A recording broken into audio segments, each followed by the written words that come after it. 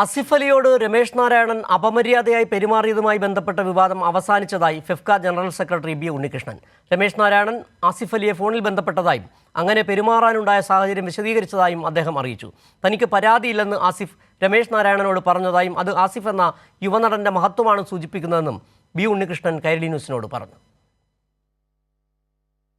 ആസിഫ് അതിനെ വളരെ കാര്യമാക്കിയിട്ടില്ല. പക്ഷേ അയാൾ കാര്യമാക്കിയിട്ടില്ല എന്നുള്ളത് അയാളുടെ മഹത്വമാണ്. പക്ഷെ നമ്മൾ അദ്ദേഹത്തോട് നടന്നതിൽ നമ്മുടെ വിഷമവും പറയുകയും അദ്ദേഹത്തോടൊപ്പമാണെന്ന് പറയുകയും ചെയ്തിട്ടുണ്ട്. അതിനുശേഷം എനിക്ക് ശ്രീ രമേശ് നാരായണനെ സംസാരിക്കാൻ അവസരം കിട്ടിയില്ല. പക്ഷേ അദ്ദേഹം കുറച്ച് മുമ്പ് എന്നെ വിളിച്ചിരുന്നു.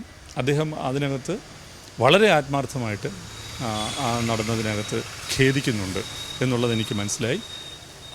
അദ്ദേഹത്തിന് ആസിഫുമായിട്ട് സംസാരിച്ചാൽ കൊള്ളാമെന്ന് പറഞ്ഞു. അതിനുശേഷം അദ്ദേഹം എന്നെ വിളിച്ച് ആസിഫുമായിട്ട് അദ്ദേഹം സംസാരിച്ചു എന്നും പറഞ്ഞു. അപ്പോൾ അവർ പറഞ്ഞു അവരൊരുമിച്ച് കാണാനും ഒരു കാപ്പി കഴിക്കാനും ഒക്കെ തീരുമാനിച്ചിട്ടുണ്ട് എന്നാണ് ശ്രീ രമേശ് നാരായണൻ എന്നോട് പറഞ്ഞത്. അപ്പോൾ എൻ്റെ കലാകാരന്മാർക്കിടയിൽ അത്തരത്തിലുള്ള ഒരു ധാരണാപിശക് വന്നത് അവർ തന്നെ സംസാരിച്ച് തീർക്കുന്നതോടുകൂടി ആ പ്രശ്നം ഞങ്ങളെ സംബന്ധിച്ച് തീർന്നു എന്നുള്ളതാണ് കണക്കാക്കുന്നത്. ഈ വാർത്തയുടെ കൂടുതൽ വിവരങ്ങളുമായി ഞങ്ങളുടെ പ്രതിനിധി സാലി മുഹമ്മദ് കൊച്ചിയിൽ നിന്ന് ചേരുന്നു. സാലി, രമേശ് നാരായണനോട് ക്ഷമിച്ചിരിക്കുന്നു എന്ന അർത്ഥത്തിൽ തന്നെ വേണമെങ്കിൽ പറയാം. കാരണം കഴിഞ്ഞ ദിവസം കേരളത്തിലെ പൊതുസമൂഹം കണ്ടതാണ്, സിനിമാ മേഖല കണ്ടതാണ്. അത് കൃത്യമായ പറഞ്ഞില്ലെങ്കിൽ പോലും ഒരു അപമാനിക്കൽ തന്നെയായിരുന്നു. ഒരു ഖേദപ്രകടനം കൊണ്ട് തീരുന്നതല്ല ഇത്തരത്തിലുള്ള ഈ അപമാനങ്ങൾ എന്ന് ബോധ്യപ്പെടുകയും ചെയ്തു. പക്ഷേ ഏതായാലും ഇപ്പോൾ വിവാദം അവസാനിച്ചിരിക്കുന്നു. അങ്ങനെ ഒരു പ്രശ്നമില്ല എന്ന് ആസിഫ് അലിയും പറഞ്ഞിരിക്കുകയും ചെയ്യുന്നു. എന്താണ് ഇപ്പോൾ ഫെഫ്കയുടെ ജനറൽ സെക്രട്ടറി എന്ന രീതിയിൽ ബി ഉണ്ണികൃഷ്ണൻ ഇതുമായി ബന്ധപ്പെട്ട് പറഞ്ഞത്? രമേശ് നാരായണൻ ഈ ആസിഫ് അലിയെ ഫോണിൽ വിളിച്ച് എന്തൊക്കെ കാര്യങ്ങൾ പറഞ്ഞു?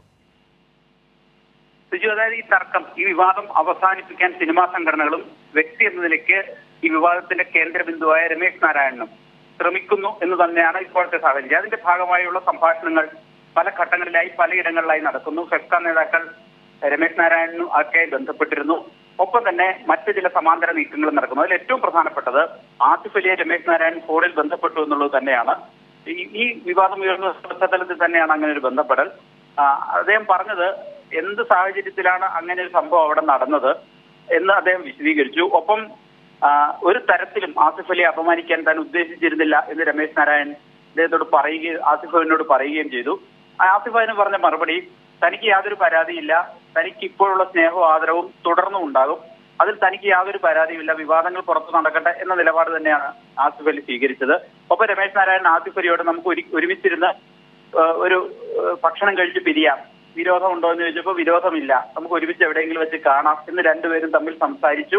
ആ പ്രശ്നം പരിഹരിക്കപ്പെട്ടു എന്നാണ് FEFKA general secretary B Unnikrishnan വ്യക്തമാക്കിയത്. പക്ഷേ ഫെഫ്ക ഒരു കാര്യം വ്യക്തമായി പറഞ്ഞിട്ടുണ്ട്, ഈ വിഷയത്തിൽ തങ്ങൾ ആസിഫ് അലിക്കൊപ്പമാണ്. കാരണം ഇങ്ങനെ ഒരു സംഭവം ഉണ്ടാകാൻ പാടില്ലായിരുന്നു. അദ്ദേഹം അവിടെ അപമാനിക്കപ്പെടുന്ന ഒരു സാഹചര്യം ഉണ്ടായി.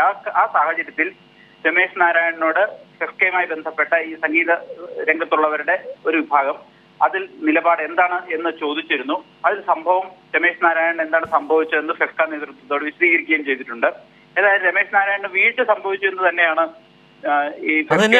ഉന്നതമായ പെരുമാറ്റം കൊണ്ട് ശിരസ് ഉയർന്നു നിൽക്കുന്നത് ആസിഫ് അലിയുടെ തന്നെയാണ്. അപമാനിതനായി പൊതുസമൂഹത്തിന് മുന്നിൽ നിൽക്കുന്നത് രമേശ് നാരായണനും തന്നെയാണ്. ഇനി എന്തൊക്കെ വിശദീകരണങ്ങൾ, എന്തൊക്കെ ന്യായീകരണങ്ങൾ, ഖേദപ്രകടനം വന്നാൽ പോലും എന്താണ് ഒരാളുടെ പെരുമാറ്റത്തിലൂടെ അയാളുടെ രാഷ്ട്രീയം, അയാളുടെ സ്വഭാവം എല്ലാം വെളിവാകുകയും ചെയ്യുന്നു. ഏതായാലും ഫെഫ്ക ഇടപെട്ടുകൊണ്ട് ഈ ഒരു വിവാദം അവസാനിപ്പിക്കുമ്പോൾ പോലും രമേശ് നാരായണൻ എന്ന് പറയുന്ന വ്യക്തി പൊതുസമൂഹത്തിന് മുൻപിൽ വെളിപ്പെട്ടിരിക്കുന്നു എന്നുള്ളത് തന്നെയാണ് ഈ സംഭവത്തിലൂടെ മനസ്സിലാകുന്നത്. സാലി മുഹമ്മദാണ് കൊച്ചിയിൽ നിന്ന് വിവരം നൽകിയത്.